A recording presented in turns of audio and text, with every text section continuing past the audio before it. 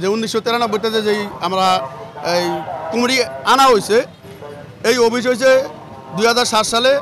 Office হওয়ার পরের থেকে আমরা এটা একজন মানুষ আমাকে শ্রমিক ঢাকা মহানগরী ইমারত নির্মাণ শ্রমিক ইউনিয়ন মোহাম্মদপুর থানা কমিটির যে কোনো একটা শ্রমিক মারা গেলে আমরা ওই শ্রমিকের যদি একজন গরিব মানুষ হয়, ওই গরিব মানুষের দাপানের যত কাপড় চোপড় যেমনি যায় ইত্যাদি সব খরচ করিয়া এই অফিসের থেকে খরচ হয়। এই পর্যন্ত হইয়া গেছে আর কি। আমরা এই বর্তমানে আসিফ আওয়ার পরের থেকে, আওয়ামী লীগ সরকার আসিফ আওয়ার পরের থেকে আমরা এই দোকান বুক করতে পারতেছি না।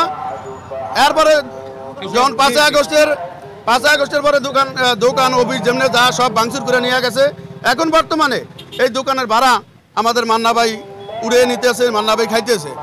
যে এই অফিসের নিচে যে দোকানগুলো আছে এটি আমাদেরই করা, আমাদের পয়সা পরিশ্রমের টাকা দিয়ে করা। এই লেবার, এই যে সবটি ঢালাই লেবার, সব ঢালাই লেবারের টাকা দিয়ে এগুলো করা। আমরা দাবি এইটাই, আমাকে অফিস আমরা চাই, আমাকে দোকান আমরা চাই, আমাকে শ্রমিক মারা গেলে শ্রমিকের কল্যাণের জন্য আমরা টাকাটা খরচ করব, আমার দাবি এটুকুই। আর এই অফিস যদি মনে করেন সরকার জায়গা সরকারের, আমার নিজের কিনা জায়গা থাকলেও যদি সরকার চায় আমি দিতে বাধ্য থাকিব। এটা টাকার গায়েও লেখা আছে, সরকার চাইলে দিতে বাধ্য থাকিব। এই জায়গা যদি সরকারের জায়গা সরকার নিয়ে যায়, আমার কোনো দাবি দেওয়া নেই।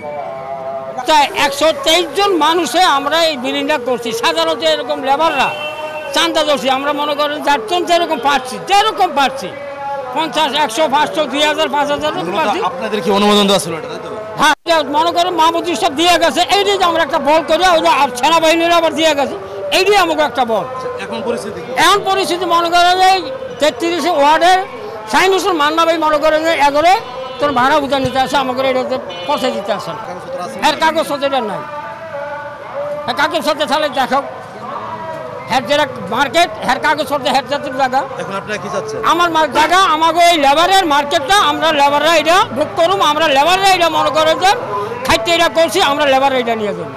এই টাকাটা মনে করেন যে যাইব, যে কোনো একজন মানুষ যদি আজ অ্যাক্সিডেন্ট হয়ে গেছে গিয়া, একটা মানুষ মনে করেন যে অসহায় পড়িয়া গেছে, এই টাকাটা ওই কাজে ব্যয় করা হবে। যখন ওই জন্য ইয়াডা করছে কবরস্থানটা, তখন আর্মিগো মাল সামানের সামগ্রী আসিল দিকে এই জায়গায় ছিল।